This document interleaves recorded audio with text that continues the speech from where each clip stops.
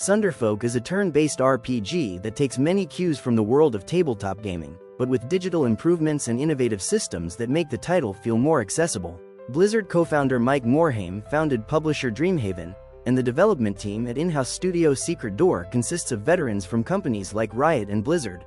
One of the game's main goals was to overcome the biggest issues many players face when trying to get into tabletop titles: steep learning curves, excessive setup, and the genre not being universally appealing.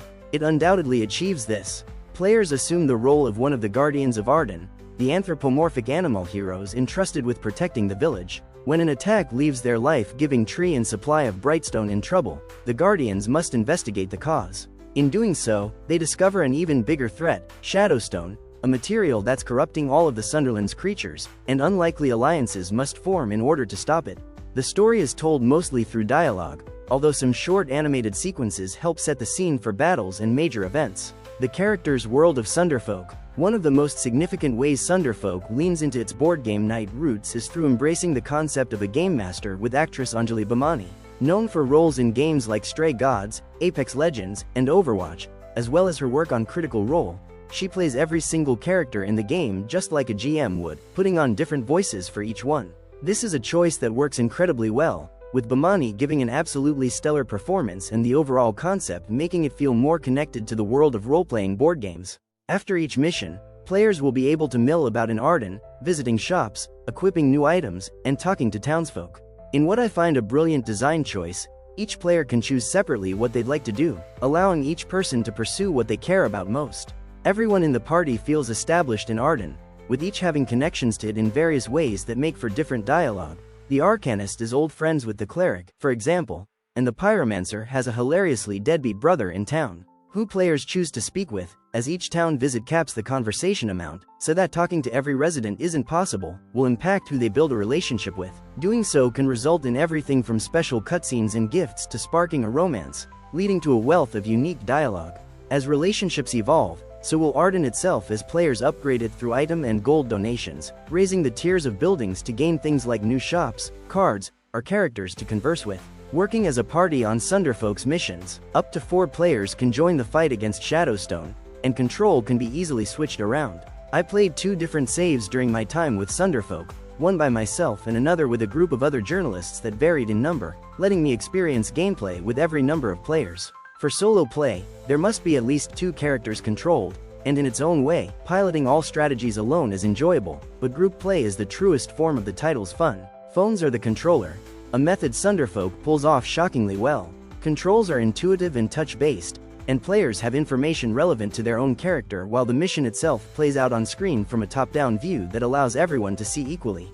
There's also a coordination mode, which lets players move around a cursor to propose plans. As someone who was playing only virtually over Discord, this feature really helped alleviate any possible miscommunications caused by not being in the same room. Turns can be taken in any order, which lets each one require its own strategy. A great quality of life feature is that any hero who enters the game midway will be leveled to match the others. Missions themselves can take several different forms, like puzzle, rescue, or exploration. Regardless of type, they all feature a variety of enemies that use a wide array of attacks and synergies, and many have fun gimmicks to exploit, like ones that explode upon death and damage nearby spaces. The environment features variation as well, with the game slowly adding new hazards, such as lava or webs. I wrote in my initial Sunderfolk hands-on preview that the many jokes that had spawned in only a few hours of play boded well, and I can't overstate how true this proved to be.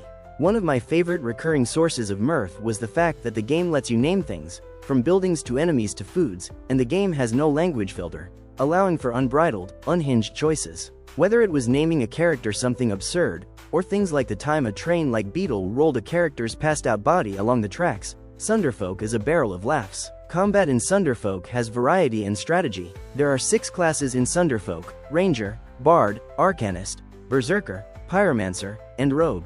Thanks to the fact I was playing 2 saves and the game's ability to transfer character control easily, I was able to experience all but the Rogue and Berserker, but still saw the other 2 in action. It's hard to say which character I enjoyed piloting the most. The Pyromancer's merciless ways to exploit fire were addictive, but so were the Arcanist's complex decoy-based mechanics, stacking buffs with the Ranger, and the Bard's ways of filling up the board with magic music notes. I think it speaks to the character roster's strength that I even found myself jealous of the players controlling the Berserker and Rogue. The former's powerful hits and the latter's deviously good stealth elements looked appealing too.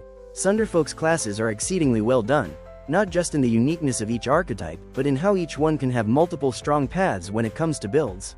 With the Ranger, for example, I opted for a strength and shield stacking route, but I just as easily could have leaned into vine traps and environmental manipulation. Players start with 3 skill cards that serve as moves, gaining 6 more increasingly powerful ones over time, though the game limits how many they can bring into battle. Trinkets, weapons, and foods all also impact each fight and can be altered between missions to better suit what's next. Some beverages give protection from lava or fire, for example, which can be great before certain environments, and trinkets can be used once per battle and do everything from weakening enemies to teleporting players across the map. Weapons need specific triggers, like enemies doing 0 damage, requiring even more strategic thinking. Sunderfolk includes very light deck-building elements in its fate card system, which are an enjoyable alternative to dice. Players must have a certain number of positive, neutral, and negative cards in their deck, and instead of rolling each turn, one is drawn to see if the attack will get points added or subtracted. In a great twist, these can also offer secondary effects. Some round them out, like a negative card that subtracts 2 damage but heals for 3, while others play nicely into synergies, like cards that create decoys that help fuel many of the Arcanist's moves. Final thoughts. Review score. I think playing 2 different games of Sunderfolk at the same time helped hammer home for me how versatile it can be. I had different types of fun in a party of 4, a party of 2 piloting 2 characters each, and striking out on my own. The game is very adaptable and considerate of changing parties. A great quality of life feature is that any hero who enters the game midway will be leveled to match the others. Sunderfolk also scales nicely for party size, adjusting things like enemy health and puzzle complexity. While it only offers one main story, there are still some elements that add a bit of replayability, like only being able to talk to a certain number of villagers and the fact that parties can't do all 38 missions in one playthrough. This could expand over time, though. When I spoke with Sunderfolk's team, they mentioned potential DLC. I only experienced a few glitches. There was one instance where my friend exploited a conversational glitch to get unlimited gold, and another where my end turn button wouldn't register. But this was solved with a few controller app restarts. Perhaps the most ringing endorsement of the game is the fact that the group of writers I played with is on board to finish the rest of the campaign even after our reviews are done. Even with no obligation to continue playing, it's still a game I'm compelled to return to. Between its intricate character classes, wonderful voice acting from Anjali Bhimani, and how the title balances teamwork and individual player freedom, Sunderfolk is a real gem. I give Sunderfolk 9 out of 10.